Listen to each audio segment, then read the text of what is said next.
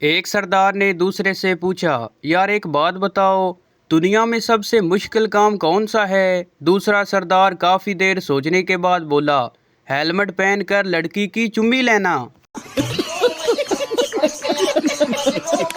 Welcome to my YouTube channel. दोस्तों, आपको बताते चले कि ये वीडियो किसी की ज़ात पात या दिल लजारी के लिए नहीं बनाई जाती, बल्कि ये वीडियो इसलिए बनाई जाती कि आपके चेहरे पर हंसी आए। तो प्लीज़ इसको माइंड में ना रखें। शुक्रिया। चले अब वीडियो को करते हैं स्टार्ट।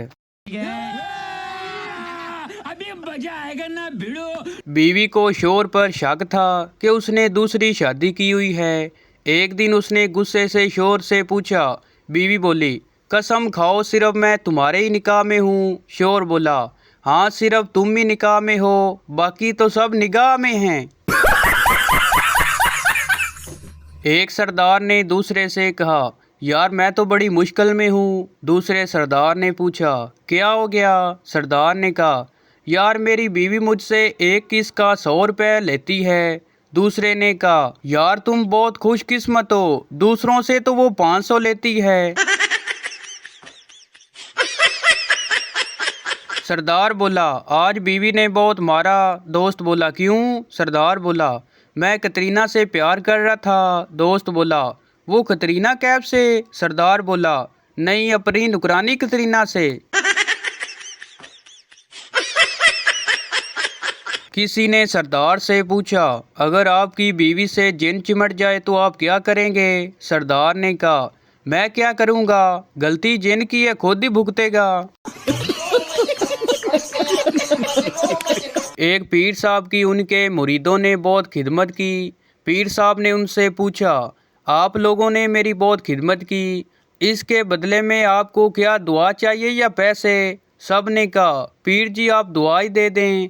जब मिरासी की बारी आई तो बोला, मुझे 20 रुपए की दुआ दे दें, बाकी पैसे दे दें। एक सरदार ने पठान से पूछा, पंखे का क्या काम है। पठान ने कहा, हवा देना। सरदार ने कहा, नहीं पंखे का काम है चलना, हवा तो इंसान भी देता है।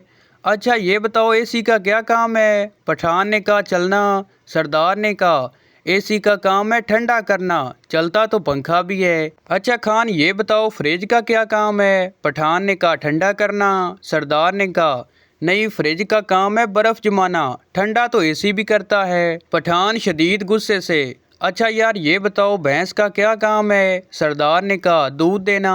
पठान ने कहा, नहीं भैंस का काम है चारा खाना, दूध तो तुम्हारी बेगम भी देती है। जियो खान साहब। किसी स्कूल में इंस्पेक्टर साहब मुआयने के लिए आए हुए थे। बराबर वाले कमरे से मुसलसल शोर की आवाज़ आ रही थी। तंग आकर इंस्पेक्टर साहब क्लास में आ गए और लड़कों को खूब डांटा। लड़के खामोश हो गए, मगर इंस्पेक्टर साहब एक लंबे से लड़के को कान से पकड़कर अपने कमरे में ले गए और कहा, तुम दीवार की तरफ मुंह करके खामोशी से खड़े रहो।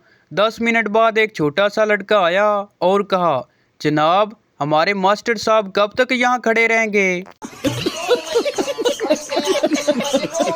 एक सरदार ने किसाब की दुकान से गोश्त लिया और साथ पकाने का तरीका भी लिखवाया। तरकीब को जेब में डाला और गोश्त सर पर रखा और घर की तरफ चल पड़ा। रास्ते में एक चील उड़ती हुई आई और सारा गोश्त झपट ले गई। सरदार हंसने लगा।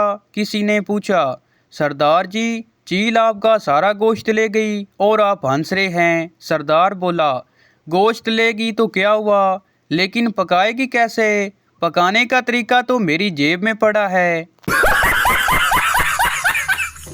पप्पू का फाइनल इम्तिहान था। पप्पू को पेपर में एक भी सवाल का जवाब नहीं आता था।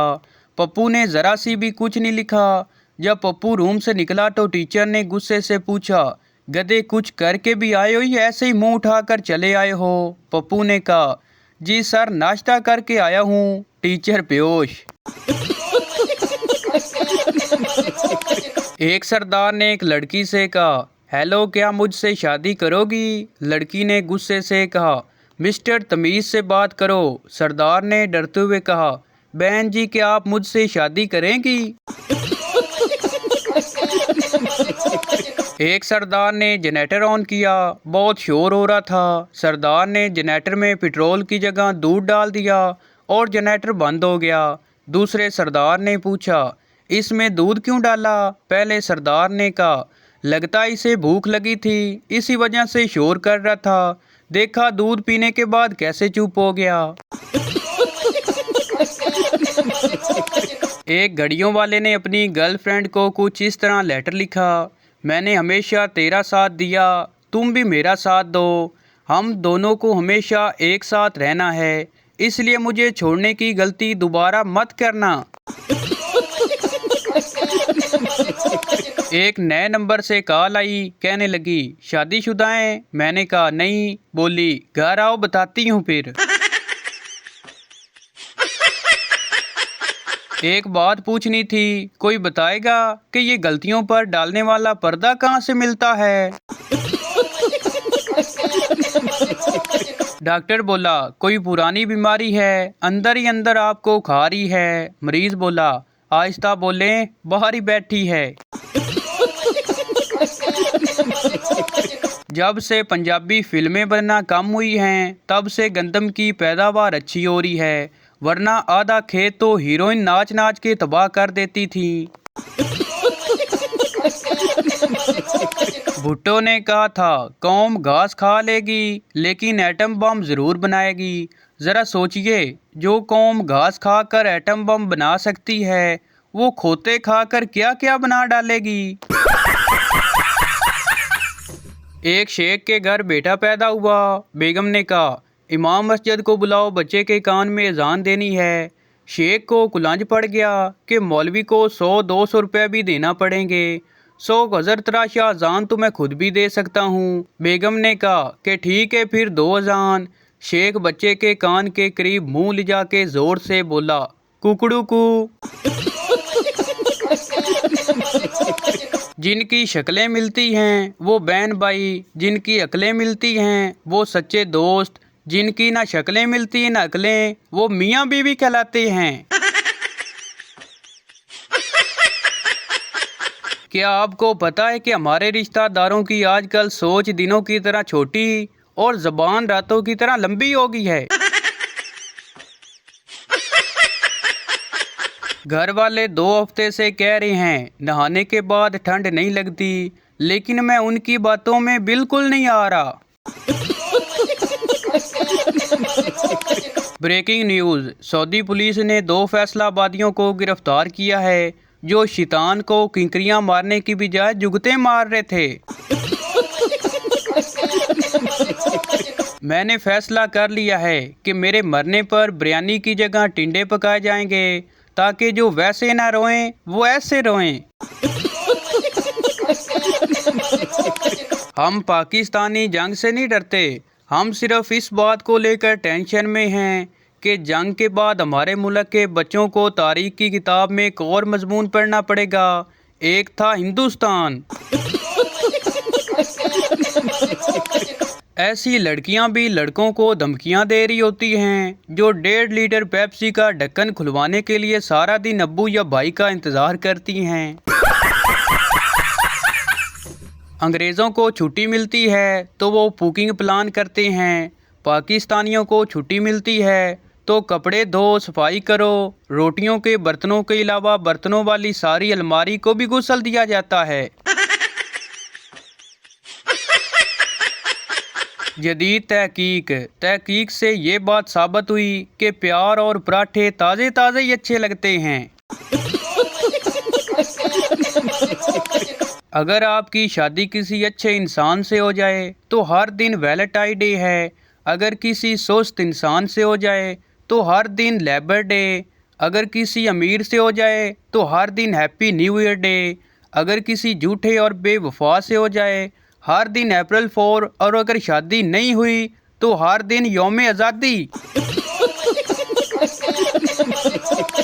3 दोस्त थे, मटर आलू टिंडा। मटर BSc में पढ़ रहा था, आलू MA में पढ़ रहा था और हमारा टिंडा मैसेज पढ़ रहा है। हंसो मत, मेरे साथ भी ऐसा ही हुआ है। चल अब तेरी बारी है, बना सबको टिंडा, जल्दी जल्दी बना वरना मैसेज आम हो जाएगा। एक बार वो 4 लोग मिल जाएं, जान इसे मार देना है मैंने, जिनके बारे में अम्मी कहती हैं 4 लोग देखेंगे तो क्या कहेंगे। मरीज के साथ आया हुआ उसका बेटा नर्स से पूछता है कि मेरे अब्बू का ऑपरेशन तो आंखों का हुआ है, लेकिन पट्टी हाथों पर बांध दी है। नर्स बोली, हाथों पर पट्टी इसलिए बांधी है कि मरीज फेसबुक और व्हाट्सएप इस्तेमाल ना करे ताकि उसकी आंखें जल्दी ठीक हो जाएं। साबुन किसी भी कलर का ले लीजिए मगर झाग सफ़ेद ही निकलता है। फारक बैठा था, सोचा आप लोगों को बता दूं। कुछ लड़के ऐसी खतरनाक उर्दू लिखते हैं कि गूगल का इंग्लिश ट्रांसलेटर भी फेल हो जाए। आज मैं छत से डिग्गा और मेरा गोड्डा ठा करके बजा। तो भाई ये थी हमारी आज की वीडियो। उम्मीद करता हूँ आपको अच्छी लगी हो, तो इस चैनल को सब्सक्राइब लाइक ज़रूर कर दें ताकि हर न्यू आने वाली इस तरह की मज़ाहिया वीडियो आप तक पहुँचती रहे।